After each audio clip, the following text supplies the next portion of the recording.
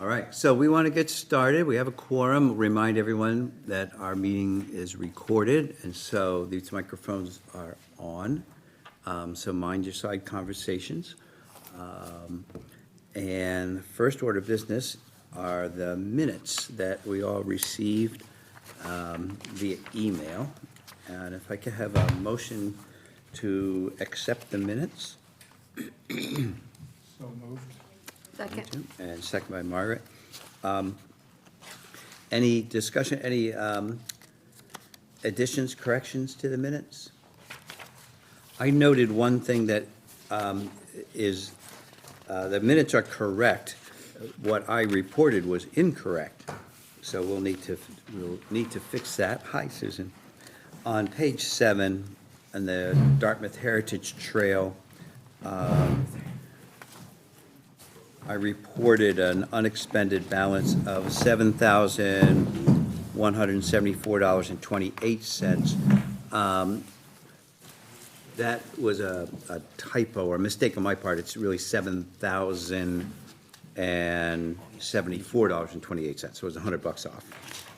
So what we'll need to do is, at this meeting, we'll take another vote just to correctly align with the proper, Correct to where, I'm sorry?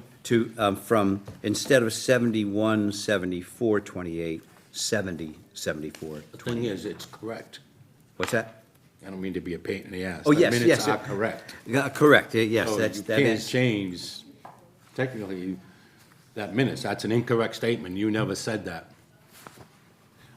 Maybe proper thing to do is attach something to the minutes that wasn't incorrect, but the minutes stand. yes, the That's what minute was- stands.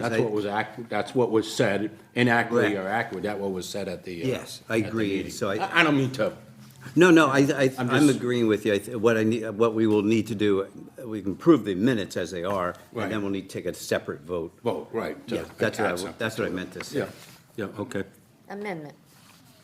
Not to the minutes. No, but Right. amendment to the meeting, maybe? No, just a new vote saying, Okay. Buddy screwed up, and based on that, we should, I'm sorry. great. So, a motion to accept the minutes as presented, Second. all right, all in favor? Aye. Aye. Excellent. Abstain. And one abstention, Susan. Very good. Okay. Invoices and correspondence. Let's see, we have an invoice, okay, an invoice in the amount of $50,000, which represents the outstanding balance for the Mendes Montero project, which we've received the certificate of occupancy and the closeout report information, which we had already received back in December. So we are good to release this project with the remaining balance of funds. Any other invoices? Okay. Thank you. One thing I want to remind folks, I think everyone got the email about doing the conflict of interest training. No. So just a reminder, if didn't you get it. haven't seen it, kind of look in your email. I got mine, I think, about, within the last week. Yes. I did get it, but I also got one after that saying that that was sent in error and that we're not really due until July. Did you get that? I don't know if I got that one. I'll have to check. Okay. So we'll have to do it, but check your email to see when it's expected. The first one says do it within 30 days. Right. But I'll look and, Okay. so if we got one that gave us a little more of a reprieve, great. Oh, I didn't get that. And not everybody did get it, and that was true on the Historic Commission too, because Did you get it? Robert didn't get it. No, I So didn't I get it wonder- either. But it may be because I've done it. I don't know. I've done it too, but it says you're supposed to do it annually. Oh, annually, I thought it Yeah. was every 2 years. I believe it's annual. I think. Okay, then I better look and get it done Yeah, I again. didn't get it either. I didn't get it either. See? Maybe they just have concerns about me in particular. No, I got it. Oh, okay, or you and I. Okay. All right, well, look for that, because the email link about questions was back to the clerk's office, so, okay. Do you want me to check on it? Yeah, if you don't mind, just check and see if, should all of us, it could be that others in their other capacities are all set. So, Because I do have to do it for the housing authority. right, right. And exactly. planning, I have to do it too. So maybe that's why. Yeah, so you could be all set. Okay, yeah, if you could just check and make sure that everyone who needs to get one, to get one. Okay. Next thing on our agenda is the discussion of the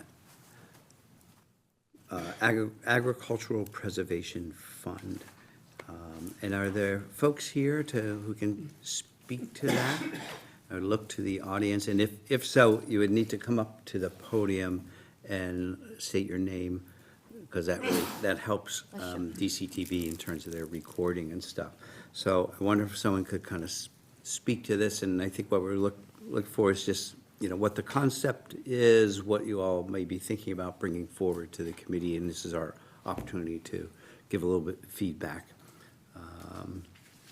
But it's not a proposal review, because one hasn't been submitted yet. Okay. So anybody who would like to do that? I'm getting an elbow. Is this going that way? Designated hitter. A payment, yeah. Yep, I haven't seen it yet. And I'm supposed to introduce myself, correct? Yep. Yeah. Sue Gaducci, Dartmouth Agricultural Commission. We were informed over the summer, I believe, that there has been new legislation created for ag commissions to have a fund or receive donations for a fund for farmland protection. So we thought that maybe our best place to start would be, and this is under CPC. So supposedly, we are able to get funding through CPC for just farmland protection. And we've discussed figures. I just want to share a little bit of history for those of you who haven't been part of this committee. But in 1998, we went to the town to create an agricultural preservation trust fund. And it was voted, it was a townwide vote, that we were given the ability to borrow on 2.75 million for just farmland protection, which became funding that we were able to leverage other entities, for example, the APR program. So we've been working off that. We have asked for what the balance is, and unfortunately, the town accountant wasn't available last week, so I'm waiting to hear back from the accounting office as to what we have left. But with the 2.75 million, and granted, it goes back way back to 1998, we were able to put a restriction on almost 500 acres.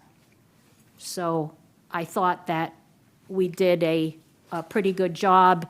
And also, with the Ag Preservation Trust Fund, it came with its own set of criteria and operating procedures. So all of these procedures are in place for the Agricultural Preservation Trust Fund, which I think can be utilized also in this application as well.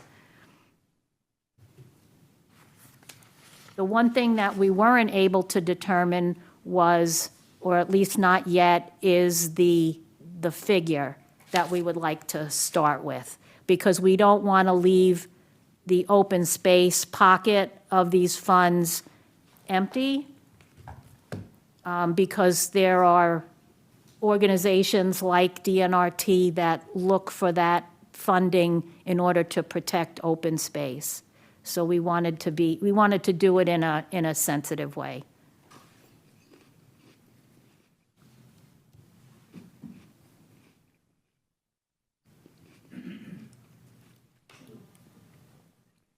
Oh, yeah. Shouldn't be the only one on the firing squad.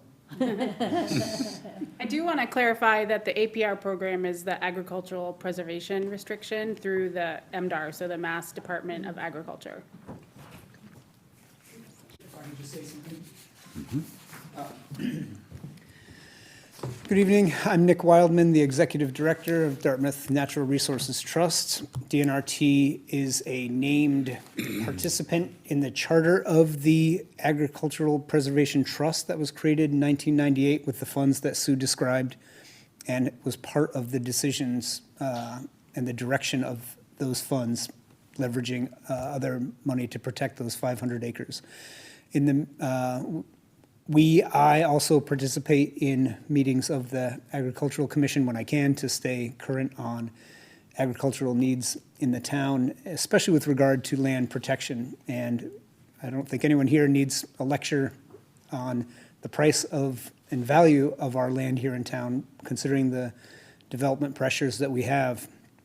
And nor do I think the committee members need a lecture on how important farmland is to numerous elements of our open space and recreation plan, and stated in the needs assessment that you all put out every year. So from DNRT's perspective, we think this is a critical way to engage not just the Community Preservation Committee, which I'm glad to say we have a good rapport with, and work constructively to bring projects that meet your goals, but really to pull in more directly the Agricultural Commission.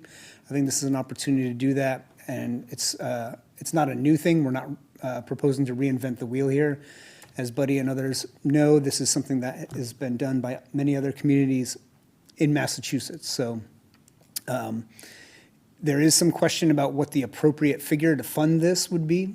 And I say fund that because I think the understanding is that this CPC contribution would really be seed money, much as the previous 1998 trust fund was established to leverage other funds. I think that's the intent here.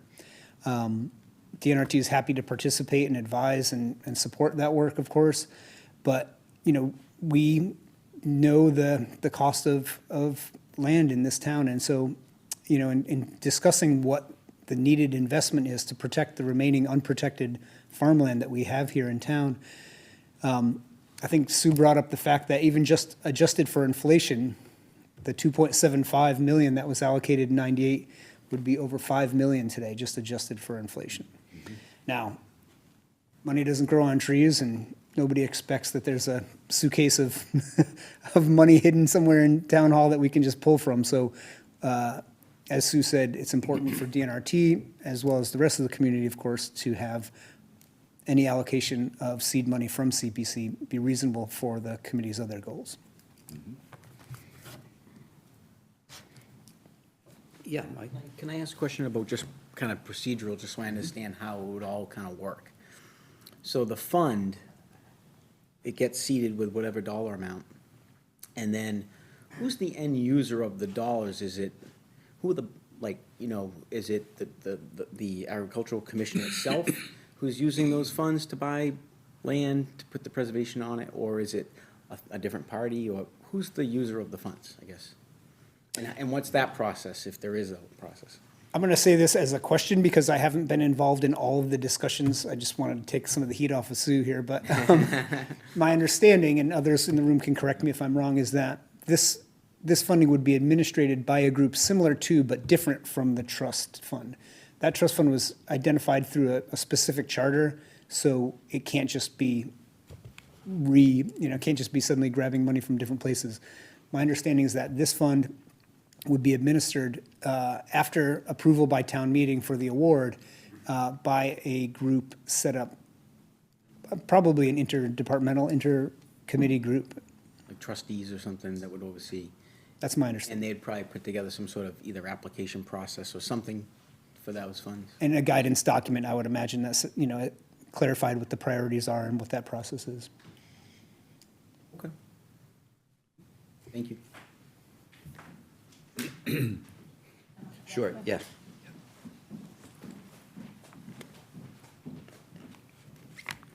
I know that the Ag Preservation Trust Fund Council won't apply to this fund, but we did discuss the possibility of utilizing the Trust Fund Council as an advisory group to this fund.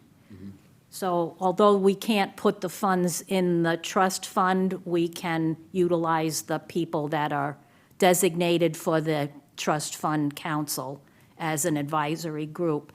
And there was one thing that I did fail to say. When we started the work, started to educate the town about the value of farmland and how important it was and how it played into the master plan and open space. I want to say in 1987, Dartmouth was, in a report that was done, I believe, by Audubon, we were the town with the highest rate of conversion from farmland to development.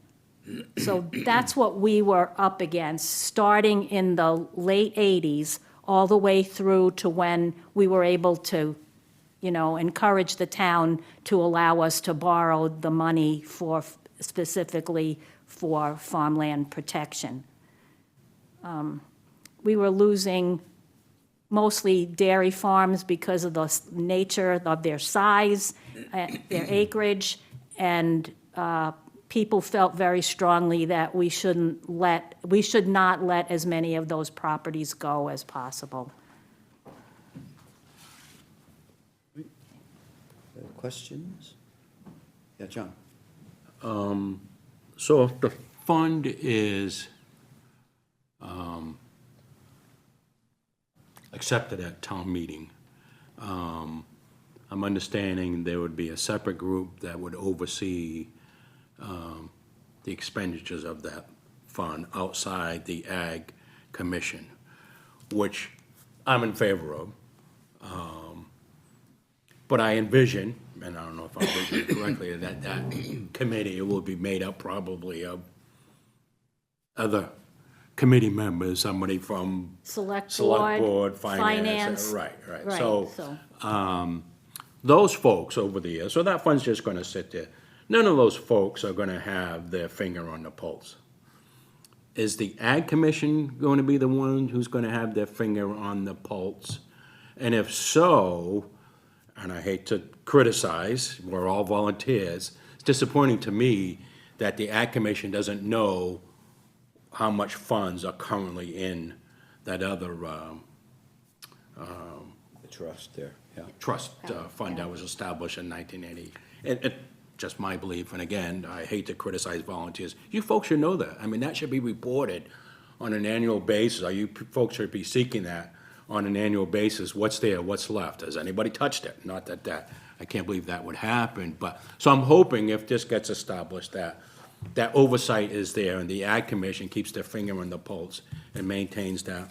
And then my last question is, can the Ag Commission seek other funding opportunities that can be deposited into that fund, such as state grants, federal grants, or private donations?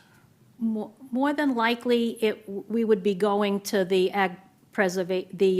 the Agricultural Preservation Restriction Program through the Department of Ag Resources. That's usually how they expect you to be leveraging those funds. But quite often, as you probably remember, we can't act fast enough because sometimes the funding from the state isn't there, or it won't come up for another 2 years, but this might give us a mechanism to at least hold a place, which we can't right now. And the reason that we started the Ag Preservation Trust Fund was because Boston wouldn't look at us down here. The cost of real estate was too high, and they could get a bigger bang for their buck in the Connecticut Valley. So a lot of the protection was out west. And it wasn't until we came up with that strategy for the fund that they finally started to come around. I've, so when we talked to, town administrator and Gary, right? Yep. Yeah. So the fund is set up under the AgCom, and we did ask, we would like to be able to leverage that money, and so the money that would, so that fund can just get started, like, we don't need, because that's in chapter law, like, we don't need town, approval to set up that fund, we need it to capitalize it. And we did request that they look into being able to accept donations, grants. So it would be, the CPC money would have rules and boundaries around it, but we'd also be able to put other funds in there. Good. And I just want to clarify, the current Ag Preservation Trust Group, that although we have 2 AgCom members on it, is that right? Technically, it doesn't exist anymore, right? Or it does, but, Oh, it exists, Yeah. but there's only one Ag Commission member. But we have often had a farmer who was a member at large, because that's part of that group. so that's one difference, is that's not under the purview of, although AgCom has a member on it, it's not under the purview. This would be under the purview of the AgCom. But we recognize the benefits of having that advisory group with everybody, representatives from the different parts of the town. And I would say that, yes, the AgCom would take full responsibility to monitoring that fund and making sure, it is, that we have, the pulse, that we know what's going on and we know what's going on with that fund. Thank you. And then I just have one more question that popped in my head while we were talking about this. So I think early on, we were talking about the amount hasn't been established yet, but I assume it's the Agricultural Commission who's gonna be determining what that initial request amount would be. And I guess my question is, has there been any discussion on how you would arrive at that number? Like, what types of things are you looking at to try to figure out what that math might be?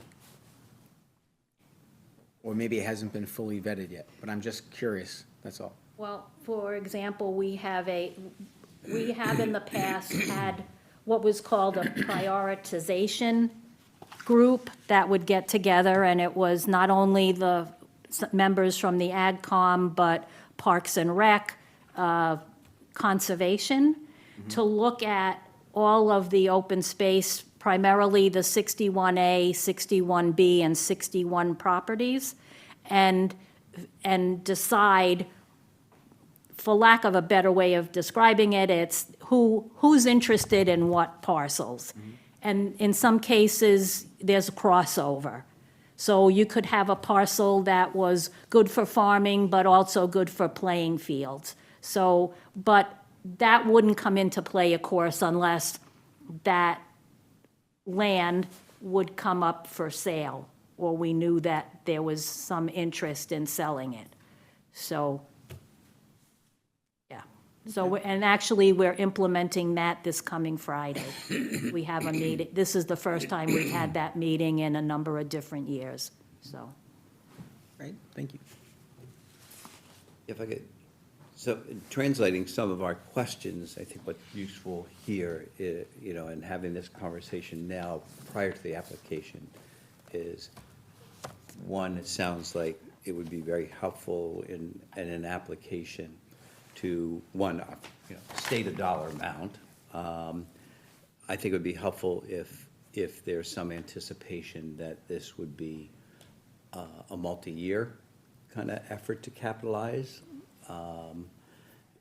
I think there was a question about, just for clarification, a question about how much funding is available and what it is restricted for. So we're going to talk about this later in our meeting, but as of our latest financial report from the town, the open space reserve, which can only be used for open space, is a little more than $219,000.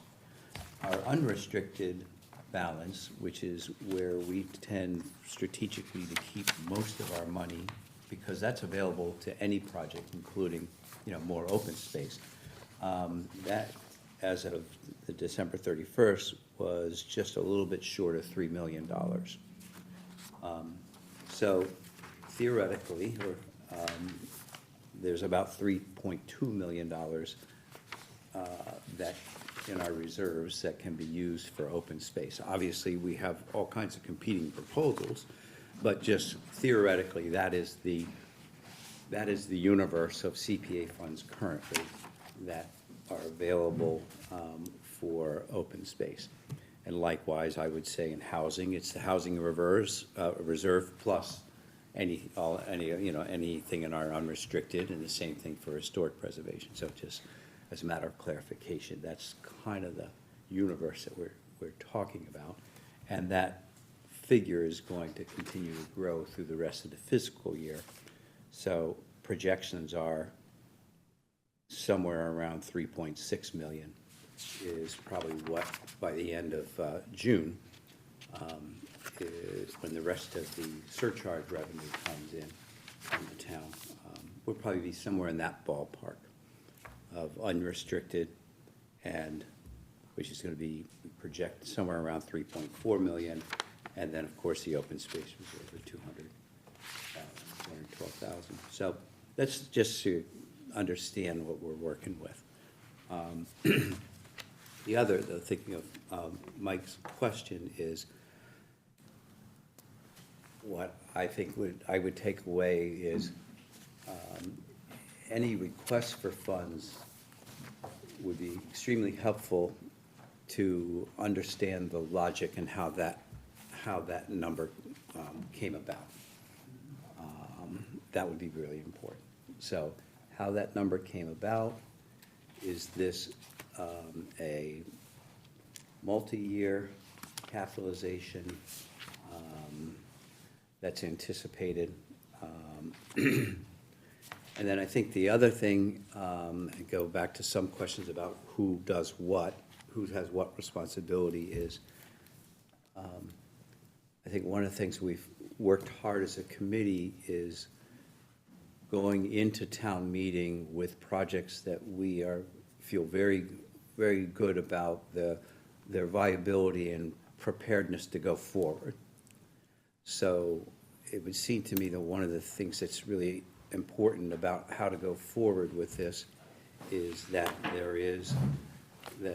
the Ag Commission and the town and the Ag Trusts are on the same page about the concept of how they're all going to work together and what the mission of the fund is, how those decisions will get made.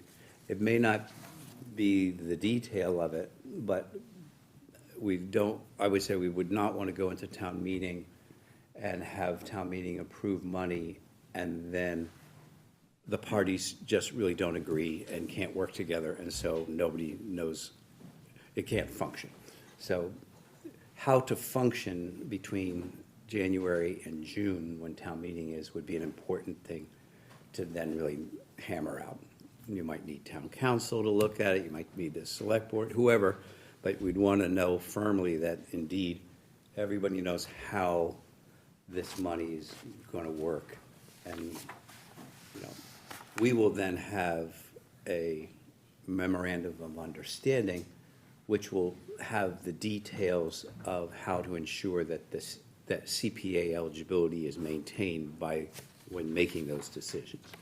But that's more of our kind of technicalities of reporting back to us and things like that. The key thing, I think, is really, and would be great to have for the application, certainly the description of the concept of how these entities, the Ag Commission, the Ag Trust, is there a role in the select board in, cutting a check? Do you have to go to the select board? It would be good to have conceptually that laid out. with the idea that then there's time to nail down some of those details before town meeting. And then I guess my other piece of all that is, I would suggest in describing the fund and its mission, I would try to stay as close to the statute language as possible, just not to introduce a whole nother idea for us to grapple with, like, and we want to buy school buses. It's just, if you just looked at the statute's really clear about the kinds of things that the fund can be used for. And I think just reiterating that will help us be sure that this is the kind of fund that you're asking money for. Other feedback for folks as they sort of are going to prepare an application? Because this is kind of the ideas now, which saves them a whole lot of scramble in February to answer questions before March. Yeah. I do want to clarify a little. Excuse me. We have been talking about numbers. We have been Yeah. talking about valuations of the properties that might come up in town. And we've talked about recent properties that have been bought by Buzzards Bay Coalition and preserved for farmland. So I think we have been talking a lot about what it looks like and what the structure looks like. We've met with Buddy and we've met with the town administrator. So I know it seems like a little hand wavy and vague right now, but we have been having these conversations and we have been basing our thoughts on the numbers we're seeing in town. And obviously the knowledge that Sue has and the experience with going back to the Ag Preservation Trust, there's a lot of knowledge there as well. On how that functions. Any other? Yeah, Jim? I'm comforted in that I can relate this to a structure that I knew in another town's community preservation committee. The town had a housing development entity, was a committee of people who were in the field, who knew what they were doing in this case, it was for housing. Knew what they were doing in the development of housing, in the development of affordable housing, and in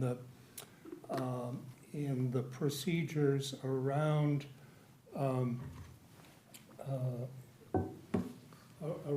doing an affordable housing project with, people's incomes and that kind of stuff. And so here we have some people who are experienced in dealing with the programs for preservation of agricultural land, separate from, creating community housing. But and so what happened in there was that there was this Housing Development Corporation, and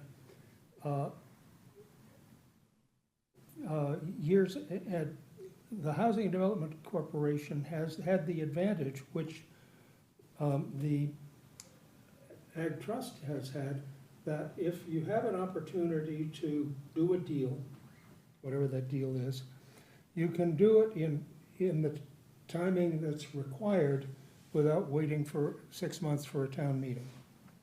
And this same advantage was present with that Housing Development Corporation.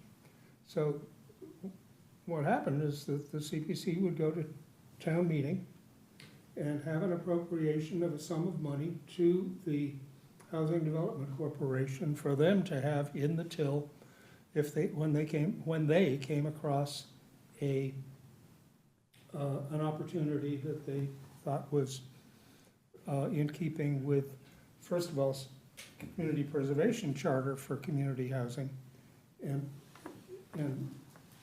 the existing state and other structures under which such a deal might be couched.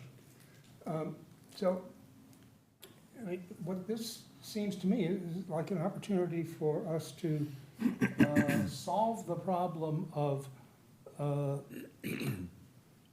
an opportunity that won't last as long as the delay till the next town meeting, when Williams could, the Community Preservation Committee could go to town meeting and propose an appropriation, and, you know, we vet the process ahead of time and go to town meeting and say, fund a kitty for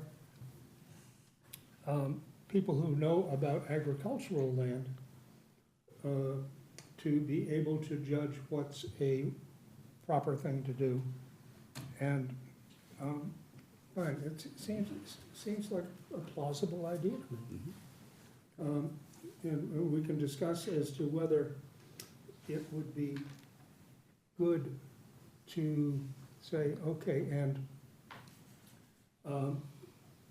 this fund would have to come back to the CPC for their approval. I'm not sure that's a necessary thing. But, anyway, have I understood this in any sensible I way? think you have, yep. Okay. Do you have any questions for us about putting together an application? I don't think so. I have a question. Does- Yeah, if you come up to the podium, that helps DCTV and, I apologize, I came in late. and your name? Oh, excuse me, my name is Jeff Kinder. Hi. I'm on the Ag Committee, Ag Commission. Yeah, no, I just was wondering,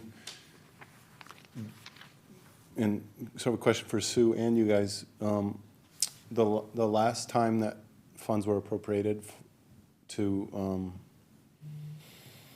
be sort of used, I think it was around Dutch Belt, is that right? And then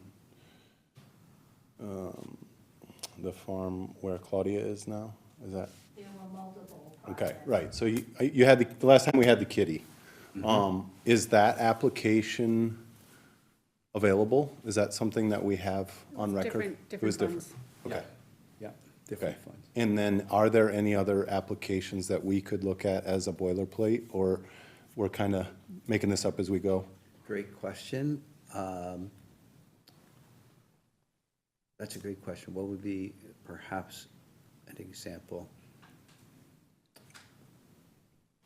Can't think of one that we have at this point. That would be helpful, just as a model. Just a of what you're framework, looking at. just where to start, kind of. Yeah.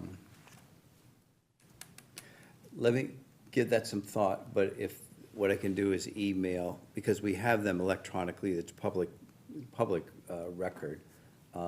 Let me give that some thought, and we could send a couple of examples, email them, and I'll follow up with Michelle. But that's a great question. Excellent. So we'll, and then you can look and just, for people want to know, so how are these applications kind of assembled and stuff like that? All right. Great, thank you. Great question, yeah.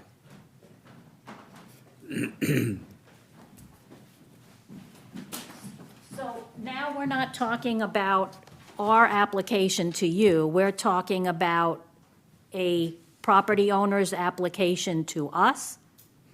I believe, I yeah, was talking about our application to. yes, Right. that's Oh, how I okay, understood all it. right, Yes. okay. Yeah, Yeah, I just wanted to be clear. While you're up there, Sue, to put you on the spot, are we discussing a number tonight, or are you reserving that for the application? That's up to the rest of the commission as well, not just to me. When do we have to have a number up to you? for the application. Well, the application, the 28th, I believe, is the deadline, in which you submit an application asking for a certain amount of CPA funds. Yeah.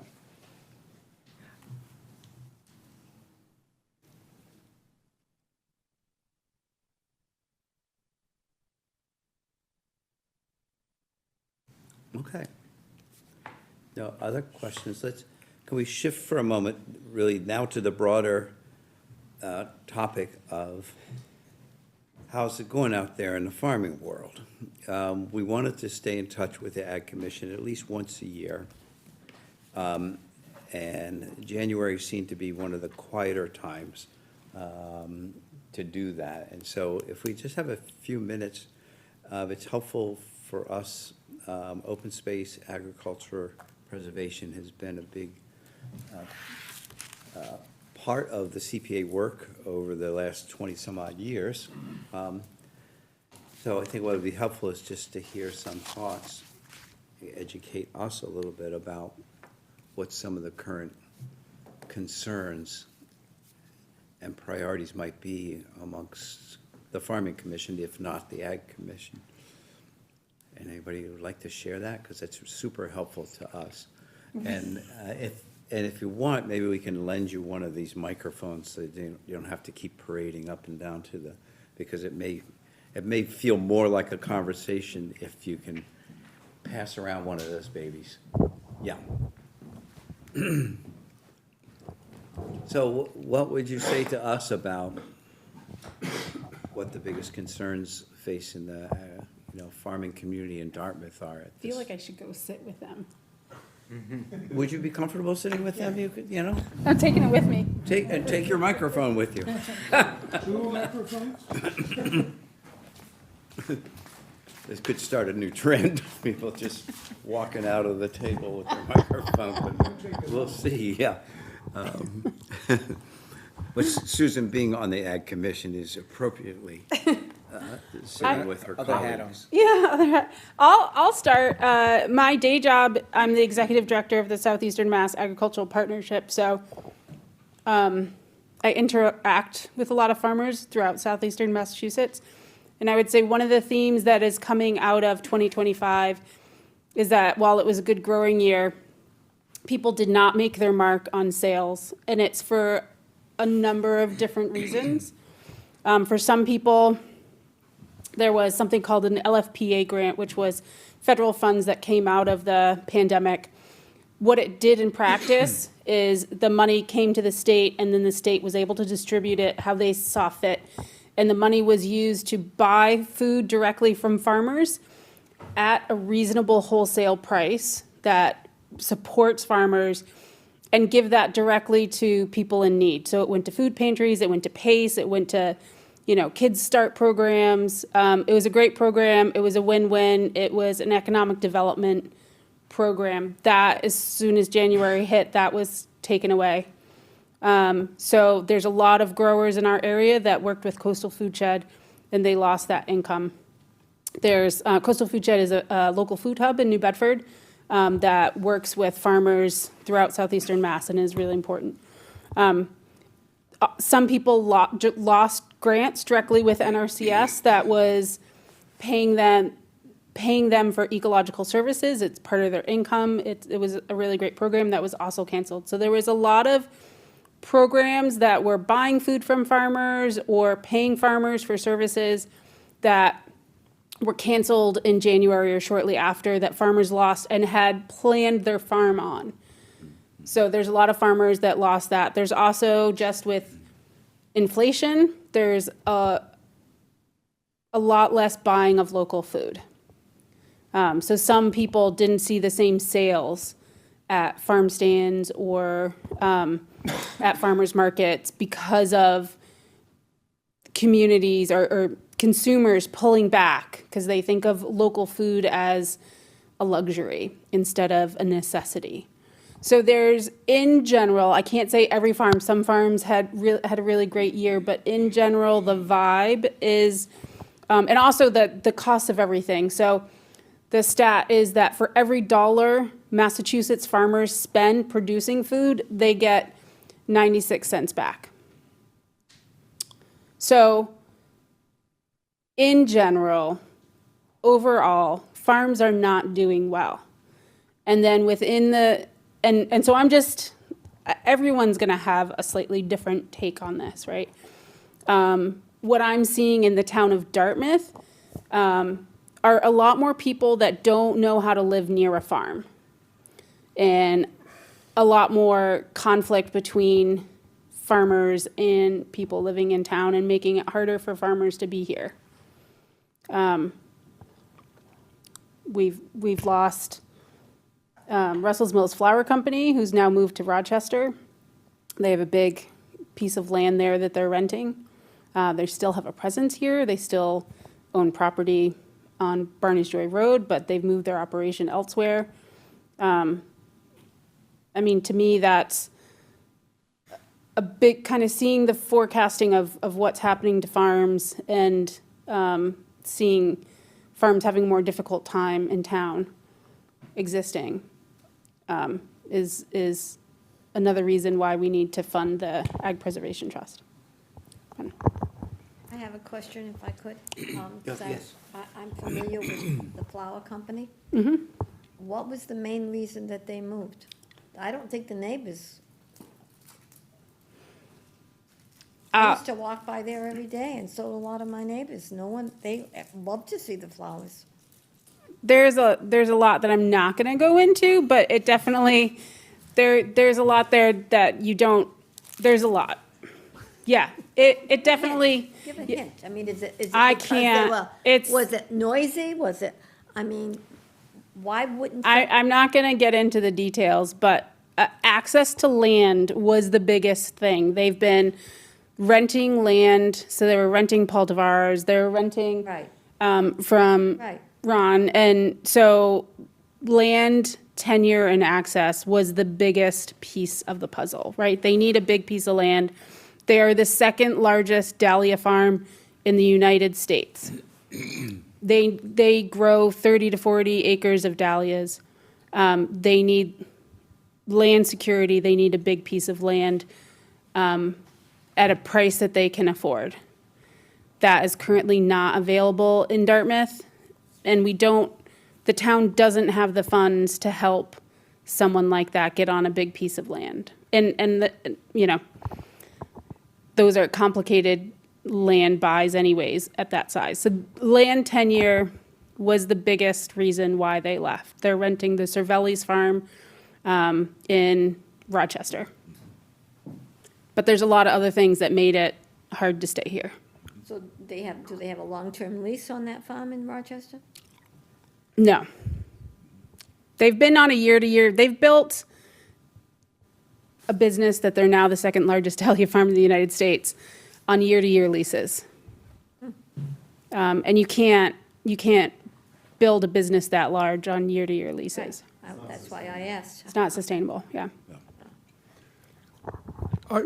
My name is Andy Burns, Jordan Farm on Jordan Road, and we raise grass-fed beef.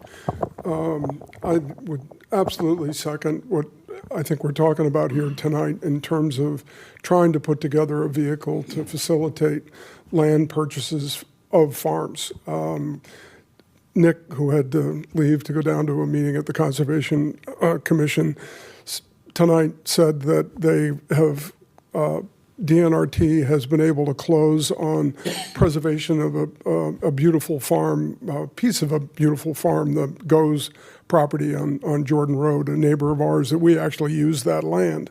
Now, I think that the issue of land access is really critical, and DNRT stepped up. DNRT made a commitment, and I think that if we can structure this relationship with CPC, it will facilitate that type of transaction, even though there are probably not very many large transactions that Russell's Mill Flowers could have been involved with.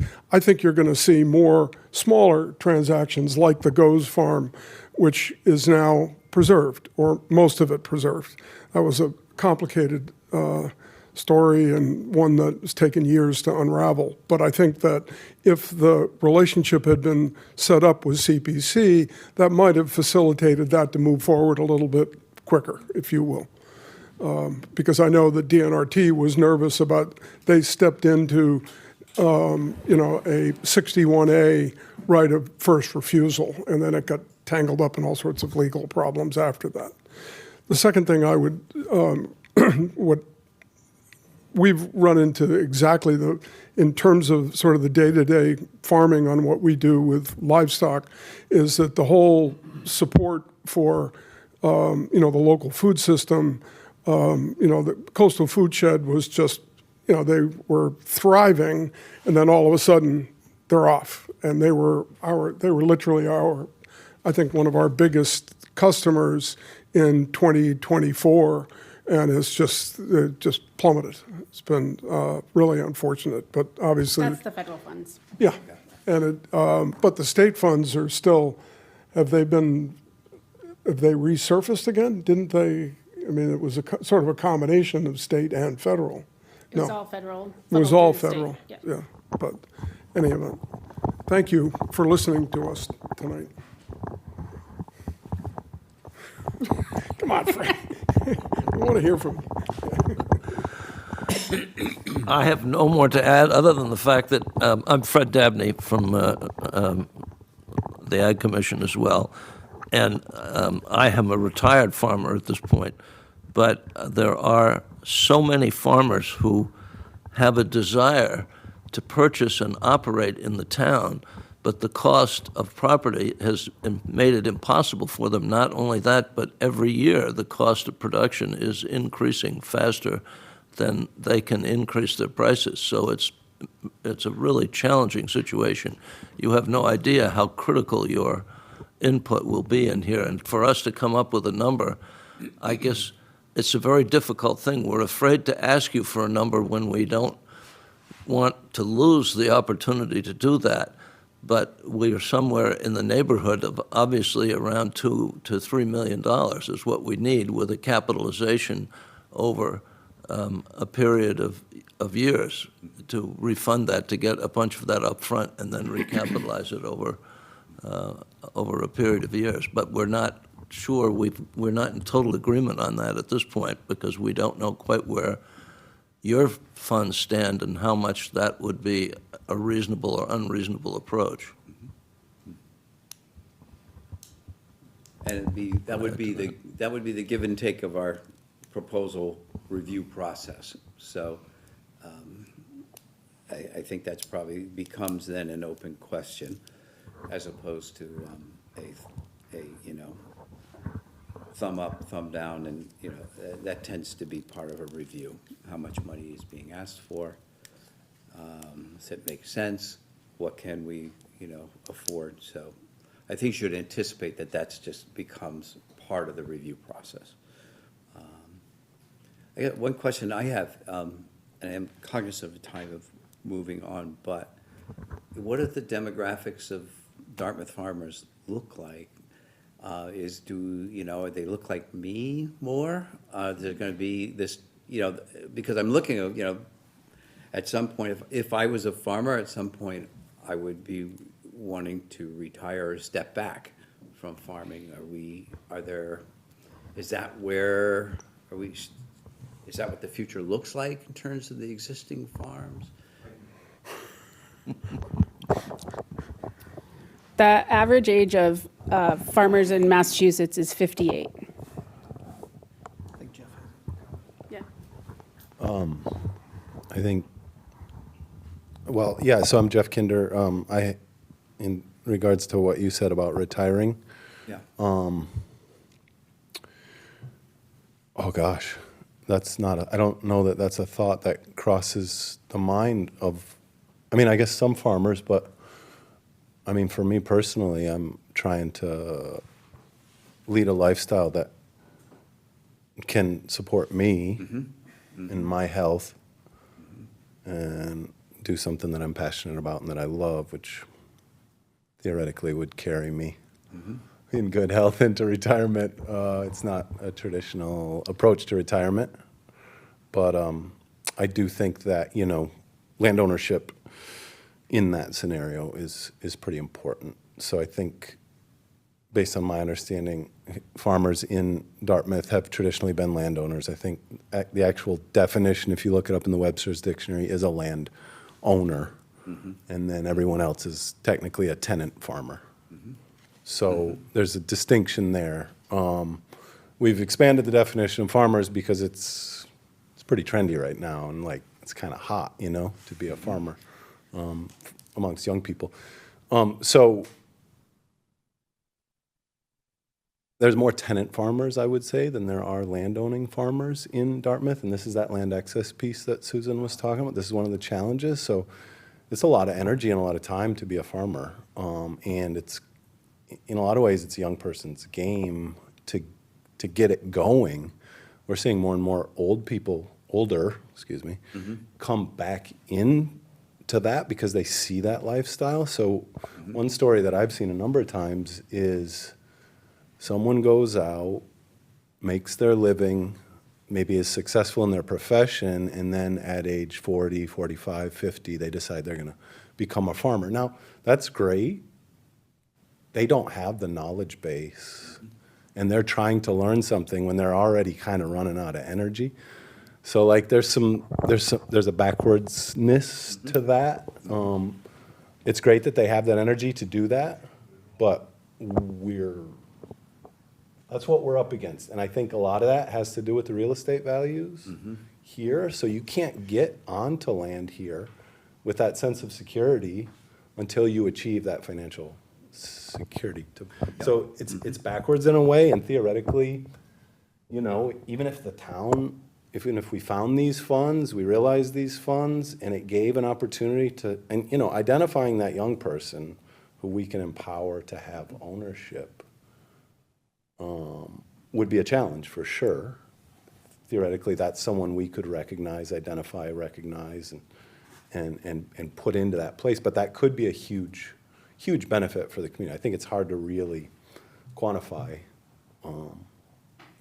what that could be. But there's an element of faith there, and this is one of the things I've found. So much of the real estate speculation game is about just simply not trusting someone, right? Like, you know, at a certain point, the trust has to return to this thing that, as a town, we love to celebrate, our agricultural character. So to keep it alive it's a complicated challenge. Great, thank you.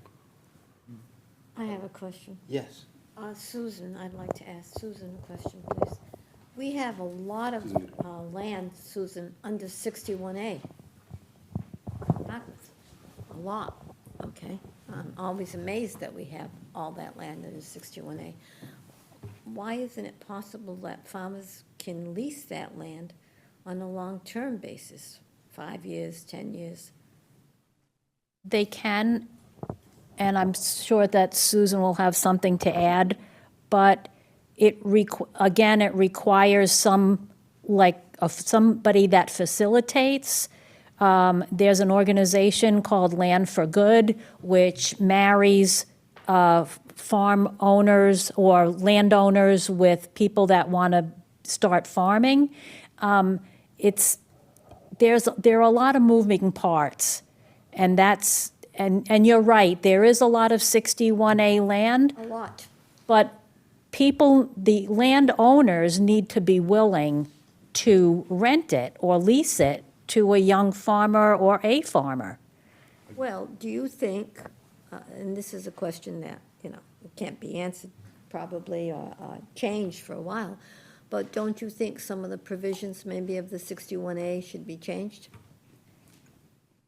Well, then are people depending on what the size of the lot is, are they all going to be putting them up for sale? No, I don't want to. I don't mean that. I mean, there's a lot of people that put their land into 61A and have a farmer that just hays it for whatever you pay. Well, I don't know what it is, Jeff, 500, 700 a year? I don't know what the 61A is now. Right, so a lot of farmers either pay people to use their land or they do it for free. Well, a lot of the land that I see under 61A isn't owned by farmers per se. It's large chunks of land, and and like Susan, I'm not gonna get specific. Right. Because I'm in the business, so I know what's a 61A and what's a good 61A and what's not a good 61A. It's an issue that we've talked about. I think that has to be looked at. So to change anything with 61A, you have to change the Constitution. The state- And yeah, the state constitution has to be changed. So right now, there are some efforts at the state level to change the size that a a 61A property can be, because right now it has to be 5 acres or more. And now realizing that we don't have a lot of land left, and also there's a lot of urban farmers out there that can't qualify. So, they're in city environments where their property taxes are really high and they can't qualify for the benefit of 61A because their property is too small. So there's actually an effort to change it down to 2 acres or maybe less. But it has taken, I don't know, at least a decade to even get it to the state that it's in. So the idea that it is really hard to change 61A. And Margaret, it's an incredibly good question. A lot of people ask this. There's so much land out there that people can rent. Why don't you just rent land? So the research shows that to actually build wealth for a farmer, and I'm not saying being super rich, I'm just saying building wealth to be secure and to have a viable farm, you really need to own your own land.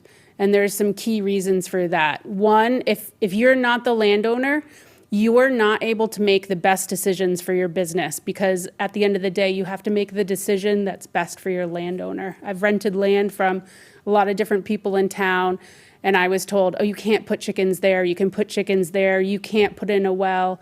And I know a lot of times I don't own any land. I know a lot of times I am making a really bad business decision that is gonna really hurt my farm, but I have no choice because I don't own the land and I have to go with what the landowner says. And I need a good relationship with my landowners because I want to stay there, and it's mutually, it should be mutually benefit. But one, you're making bad decisions for your business.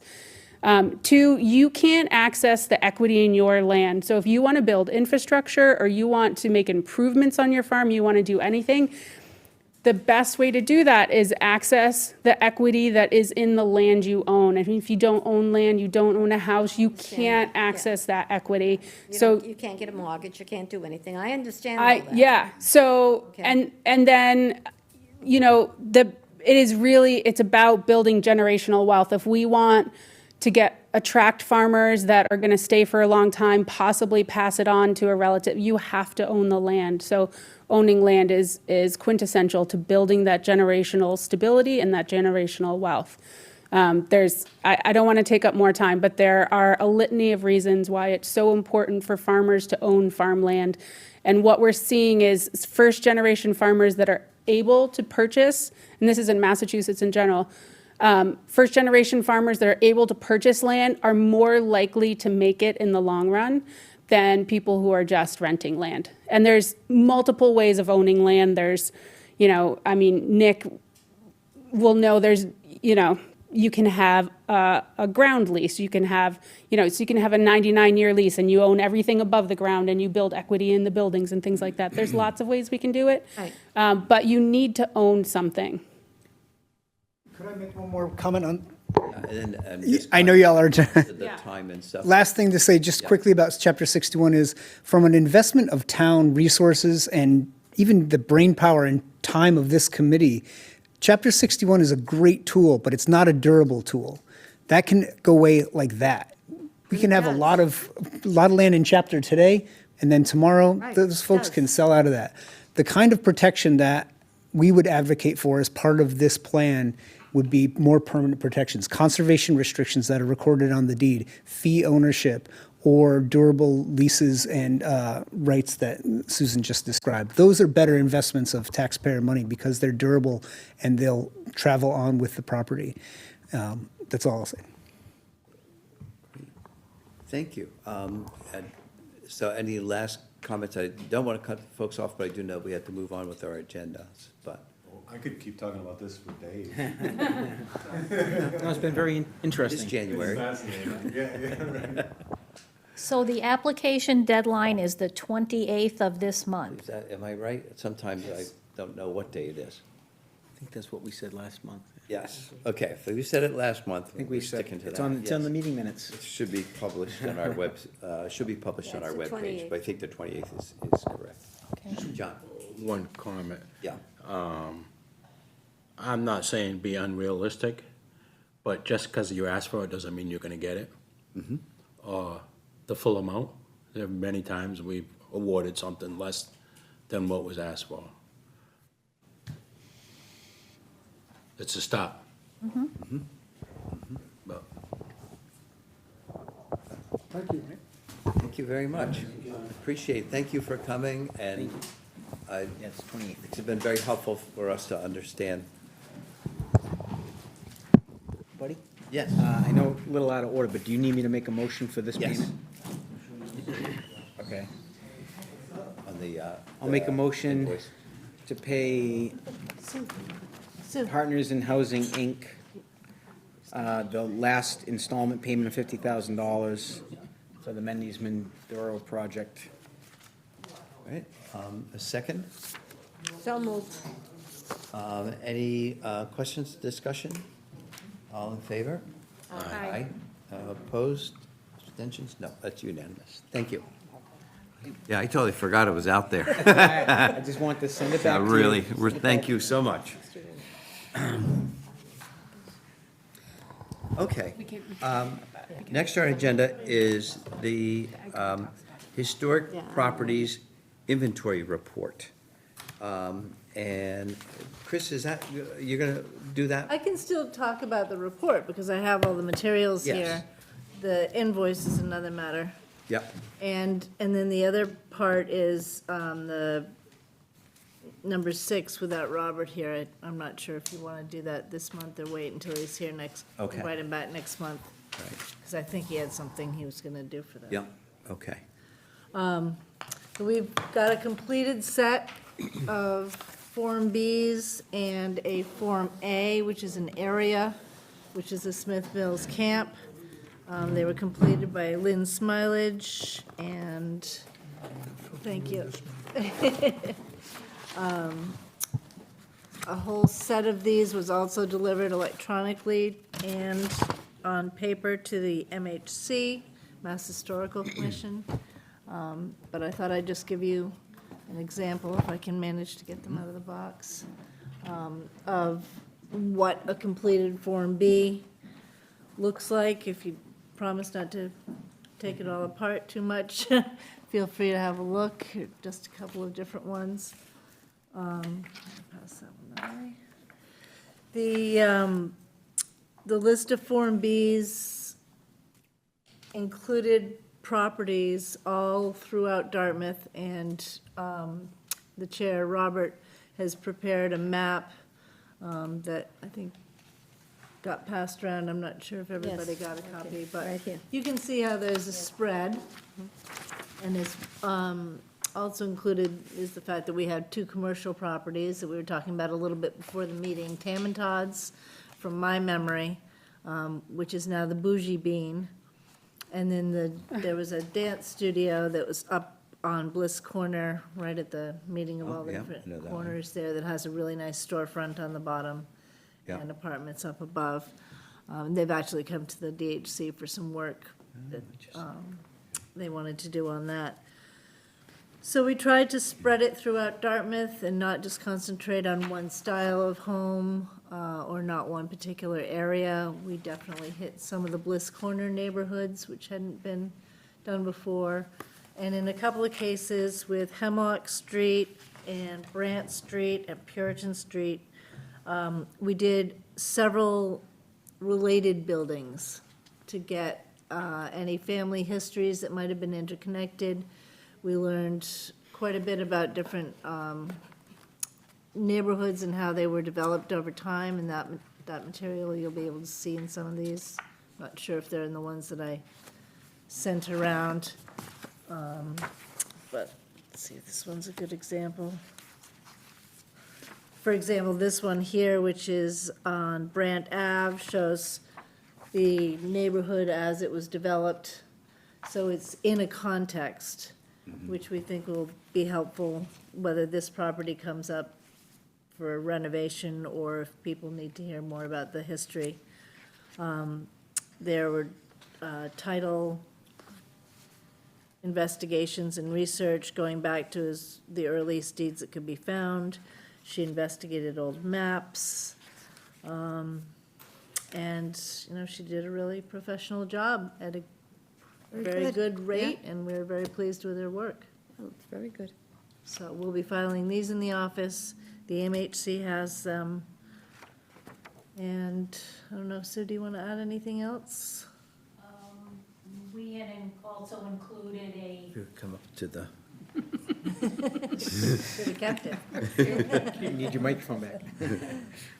we had also included a boat builder up in North Dartmouth, which I don't think people were aware of. Most of the boat building that we see, of course, was in Padenham area, but this particular boat builder was up on Quantapug Road, which is right on the Freetown-Dartmouth line. Are these accessible online Yes, to us? yes, they will be. They haven't been uploaded to the MHC, but they'll be in Macris, which is a searchable database. There's a link on the DHC website for that. Yeah, and I think we have a link now on our webpage Oh, that'll good. get you there as well. Yeah, Awesome. yeah, which is very nice. Yeah, so some of the notable properties, so there's some of these in which you have a neighborhood kind of context for. Right.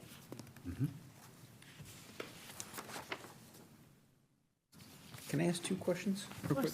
So one of them just on this, it says 22 properties on for the inventory, and is it 11 of them, so half of them, or at the Smith Mills camp? Is that how I'm reading that? No, the Okay. Smith Mills camp was a separate, So that's a it's all Form one- okay. A, Yep, which includes many buildings in one form. I see, okay. The Form B is one separate Yeah. property? Right. Okay. So what can you say about the Smith Mills camp? At this point, maybe I'd turn that over to Sue, who knew a lot more about it to begin with. Well, I mean, it was a, definitely a movement in the late 1800s. So there were, these camp meetings were all over. Actually, the reason that we ended up choosing Lynn Smilage to do Smith Mills was because I had attended her presentation in Marion because she had done the Tremont camp meeting out in Marion for the Historical Commission in Marion. And so she was the likely candidate to then do this one because actually some families spent their summers going from one camp meeting to another. And it was, as you can well imagine, there was a lot of fire and brimstone and speaking in tongues and, singing and, the usual what you would think of that would take place at a camp meeting. And there are dormitories and it was usually, they were tents initially, and then they started to add, the families would set up an actual cottage, and then that became the layout of the camp meeting. If you're at all interested, there's a fascinating property in Portsmouth on Headley Street, which runs between 138 and 114, I think it is, and it's a rather large camp meeting. And most of them are still functioning maybe at the same, that they did in the late early 1900s, but they're still doing it, so. And the Smith Mills camp, that's an active site? It is, they have a youth camp Yeah. in the summer. Actually, Nate Silva, who I think most of you are getting to know, he's on the finance committee. Yeah. He's very much involved in Smith Mills. Are there any other questions about this inventory? It sounds like you're very pleased with the work that was done. Having seen some of the earlier kind of Form Bs, both technology and professionalism has upped these to a level that, it's pretty remarkable now. You kind of go and look up some of the ones that were done, 20 years ago or 30 years ago. It's like, the best that was available probably, but they don't compare in terms of how this material is presented and stuff today. Yeah, that's true. I'd also just like to say that it's very tempting, once you see some of the old ones and see what can be done now, to want to go, go back and do those over again instead of picking new ones. But the thing with the 75 years, and Yeah. there are new ones that become old every year. And, just trying to get us up to 1900 at this point, that was a priority at one, before my time, and now I think we're trying to spread it out a little bit more, but, yeah, there's always more every year. So we hope that this process will continue. We think it's really important for the town to have this inventory and as a resource, whether somebody's looking up something about their own house or whether we need some information when somebody comes to do some changes. I think it's money well spent. Now, you have been the representative for the DHC as the kind of the contract liaison. We have an invoice for this now that it's completed. Yes. Can you say now more about that? Well, what happened, the contract called for 23 Form Bs and a Form A. We always had a list of 22 Form Bs that we wanted to have done, and I'm not sure how the number 23 got on the contract. I don't know whether it was just a typo or whether in somebody's head, they took the 22 Form Bs plus the Form A, put down 23, and then said, yes, Ann Smith Mills. The point is that the invoice is for an amount which would match 23 Form Bs. We have 22 and a Form A. The Form A was a flat rate. So the bill is actually $315 over the correct amount for the work she did. And so I guess, Buddy and I talked about it, and you can say more. Yeah, so, kind of how the committee would like to proceed. So a couple of options. One is we could approve an amount that's equal to the work completed, and which is $300 and something less than this invoice. And then Chris will need to circle back to Ms. Smilage and say, we are able to approve the payment for the 22 Form Bs and the 1 Form A, but at this amount. Or we can have, Chris will follow up with Ms. Smilage and get a new invoice submitted with the correct amount, but we'd have to take that up in February. Those are probably our kind of two ways to go about that. I did call her before the meeting, Yeah, but I just haven't been able went to to connect with her. voicemail. Yes. Is there a third option? Is there another Form B that she could do? Is there another property? Great question, yeah. Yes, and we did actually talk about that before the meeting. The thought was that if we did that, the contract is already beyond the original scope of time. Oh, okay. So it would postpone it until she could get to do one more property, which we have not determined what that property would be, because our list was always 22 of them. I'm sure it wouldn't be difficult to come up with one, but it would kick the can down the road a little bit. And we're hoping, and we've already spoken to her about this, to come up with a new list and come here and ask for more money for another set as soon as we can. So there is. Okay. It's Yeah, probably so, the yeah, least, conceivably, there is. least attractive option Personally, open possibly. it, any of those options are on the table. Whatever you think is easiest. So the invoice is actually $315 more. Correct. Correct. So I'm confused all of a sudden. Why, if you added another B, it would just be more money? No, it would match the number that's actually Oh, in I the see, on that, contract. okay, all right. There was a mistake in the contract. It should have said 22 Form Bs and 1 Form A. But it didn't, it just But said. it didn't. It That's said right. 23. Okay, So we're paying for 23 if we paid the full We amount. paid the full amount. Right. But since we only have 22, we're seeking basically an amendment to the invoice. right. Right, for $315 less. Yeah. Or I can get her to do another invoice after I speak with her, and we Some can go next month. preference or thoughts on that? So we could approve an amount that's equal to what she was done at the rate that is in the agreement.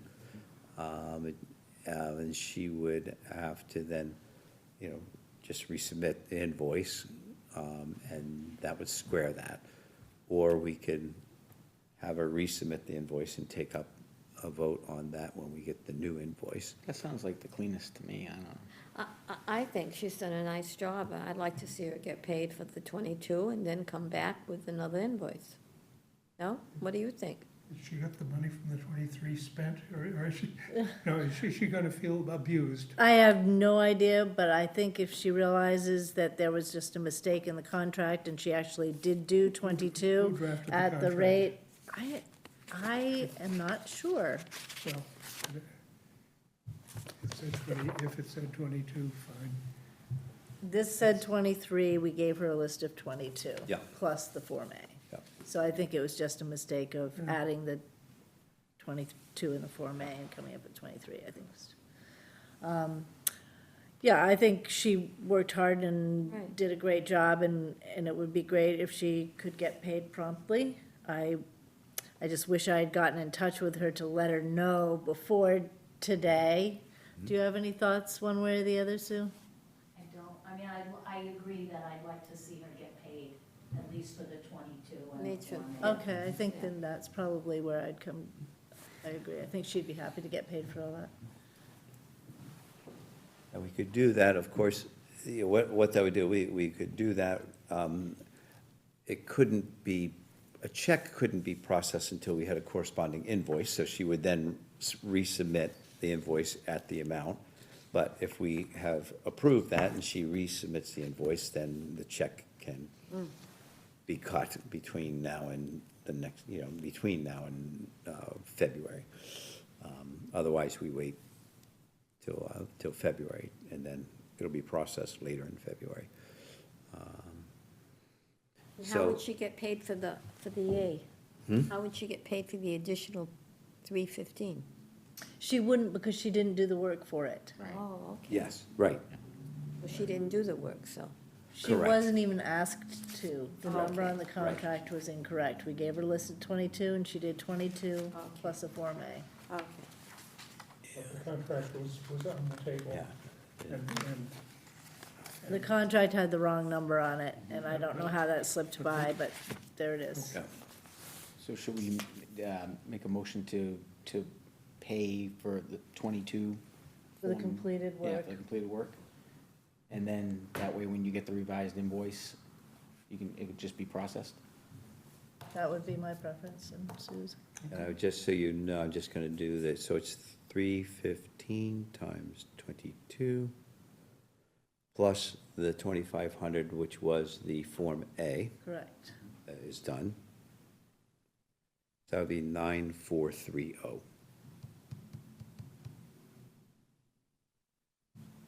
All right, so there's a motion, is there a second on the motion to? I'll second it. Okay. Any discussion, and just clarification, our vote will mean we'll authorize payment, but the payment can't go through until we have the matching invoice. And Chris will, as a liaison to the contractor, will take care of that conversation, so. I will. Okay, so all in favor? Aye. Aye. Opposed? What's that? Who seconded? John seconded. Yeah. Okay. Project updates. This is one in terms of the Dartmouth Heritage Trail. If I would, for us to align correctly with the accountant's office and recapturing the unexpended balance of that project. The unexpended balance is $7,048, and, where are those minutes? Get it correct. $74, see, I'm gonna have to look at this, $7,074.28. If I have a motion to approve recapturing that outstanding balance of $7,074.28 from the Dartmouth Heritage Trail Project, transferring it to the Open Space and Recreation Reserve. So moved. Second? Second, okay, that was Chris. Any other questions, discussion? Okay, all in favor? Aye. Aye, okay. We're back on that. We received by email the closeout report for the dog park. And that included some photographs, the financial information and description. Any questions on that? I think the vote before us would be to entertain a motion to accept the closeout report, and then that will close that project out as complete.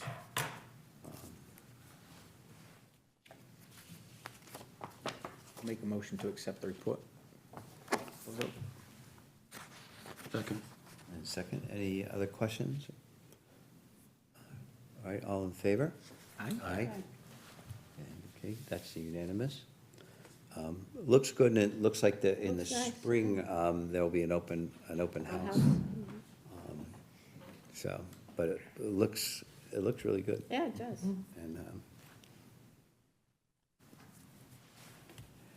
And in terms of project status reports, the only ones that we are missing is for the second quarter, which is October 1st through December 31st, is one on the harbor dredging project and one for the cultural center. So I'll follow up with folks and just make sure we get at least one project status report per quarter on where things stand.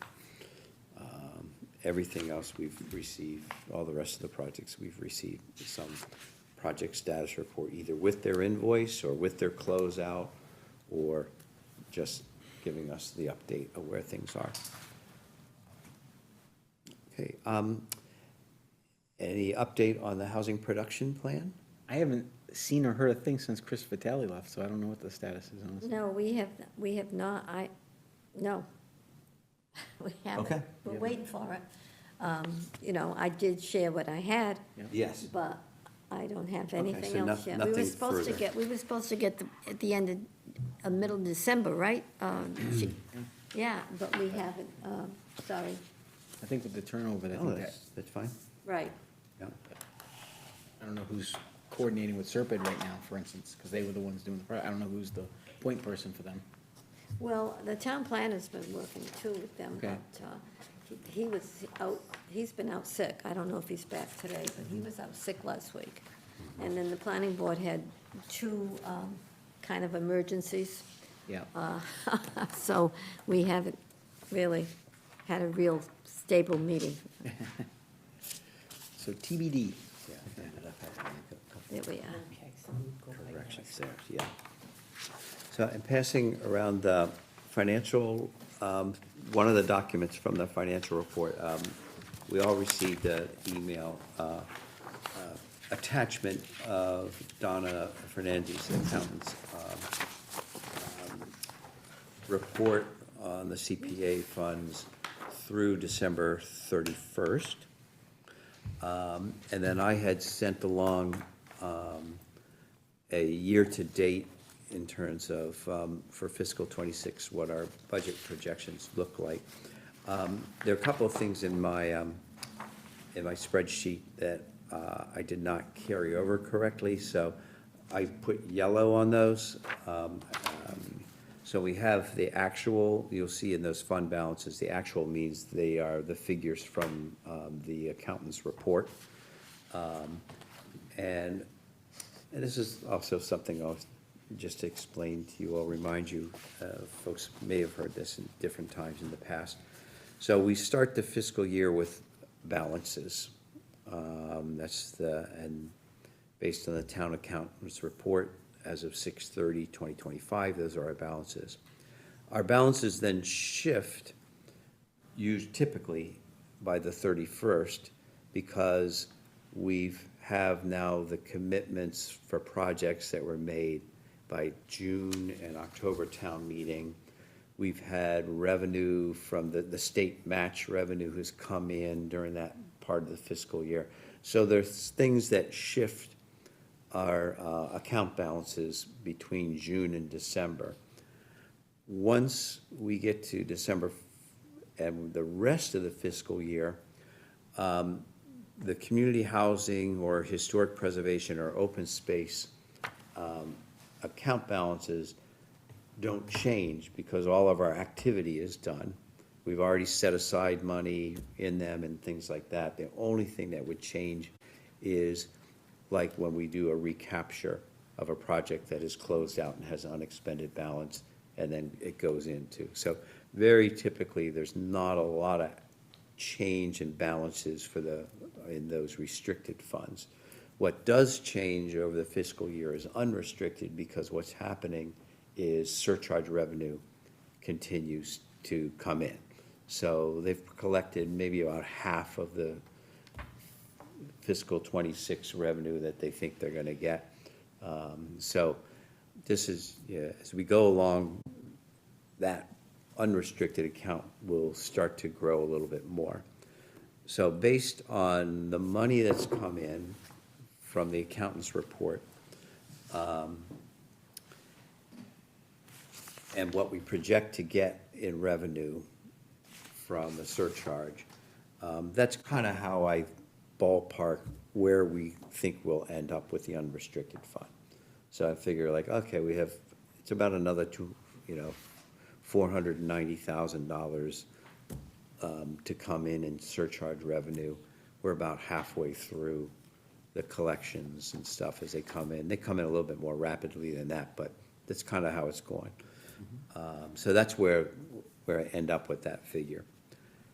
The town accountant's report also includes other revenue that comes in, and generally I don't sweat that out so much. So if you, in the town accountant's report, when you look at collection activity, the other stuff that still happens during the fiscal year is late payments from fiscal 25 surcharge, so people are late on paying their taxes, they're late on paying their surcharge. So like, for instance, as of December, there's about $4,000 in fiscal 25 late receipts. There are CPA lien receipts. I don't know, it's $800. I'm not sure exactly what that is, but it might be liens on properties that haven't paid taxes, which also means they haven't paid their surcharge. I don't know, I think it's maybe something like that. Penalty and interest on the CPA charge, so that's about another $700 or so that came into our accounts because of the penalties for being late on filing. And then the big number, though, is $74,807, which represents investment income. So any earnings on our accounts can have to fold back into the CPA. So the town can't keep the interest on our on any of our fund balances. So given the amount of money we have, it's not an insignificant number. So, but that's one of those things, I don't sweat it out, but they do bump up our numbers in ways that I don't actually include in our projections. But as you go through the actuals, we account for this other money that comes in. So looking forward, and we'll continue to look at this, going into June 30th, so ending this fiscal year right now, the projection is we would have a total of $4.6 million in reserves. 3.4 of those are unrestricted, and then 367,000 in housing, 636,000 and some change in historic, and about 212,000 in open space. So that's kind of where it looks like we're headed into fiscal '27. And I'll do a fiscal '27 projection that also includes some estimate on what kind of state match we might get, what the fiscal '27 revenue might look like. So there's some other figures, and we'll look at that in February when we're talking about projects and stuff. But I thought I'd just give an opportunity. This is kind of how it all comes together.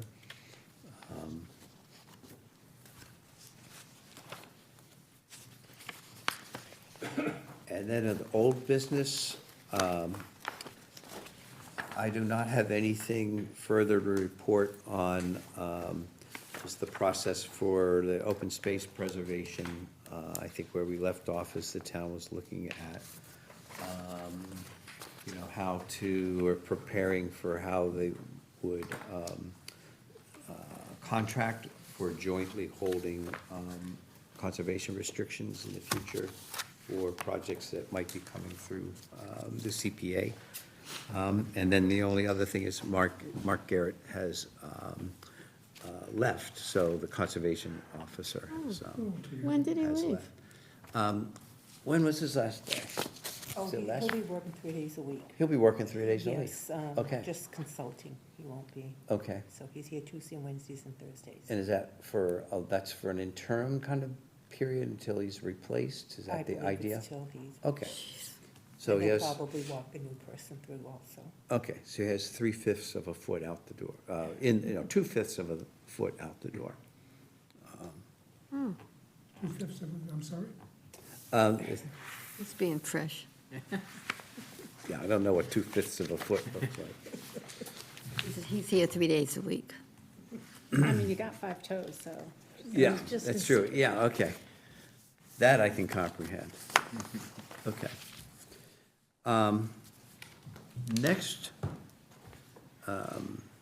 Next month, we will have proposals. So proposals are due the 28th. And then, Michelle, you will scramble to then get them to us. Can we remind, Michelle, those of us that would like to have hard copies, or who would, that would be important to let Michelle know if you need a hard copy, as opposed to the electronic copies emailed to you. And then February, we will review proposals, come up with questions, information we need, with the idea that March would be the public hearing where people would present. And we get comment and then make recommendations, typically make recommendations on town meeting warrants in March. Could be an active round. I think that, you know, the town has already submitted, I think Becky has already submitted something on another cemetery restoration. You know, that's not to be distributed until all the other after the application deadline, then we'll get it, but I know that's come in. Sounds like we'll get something from the Ag Commission. There may be some other things. I think we will get something from the Cultural Center on the next phase of work there. So it could be active. If it looks very active, I will bring some refreshments. So, we'll think about that. Anything else before we close? All right. Good Next to see meeting. you all. A motion to adjourn? Oh, Next meeting, the yeah, what is that? 10th? 10th? 10th, February 10th. Yes. I will not be here next February, next meeting, I'm sorry. Okay. All right, a meeting to, a motion to adjourn. So moved? Second. All right, all in favor? Aye. Aye. Thank you so much for your time. Thank you.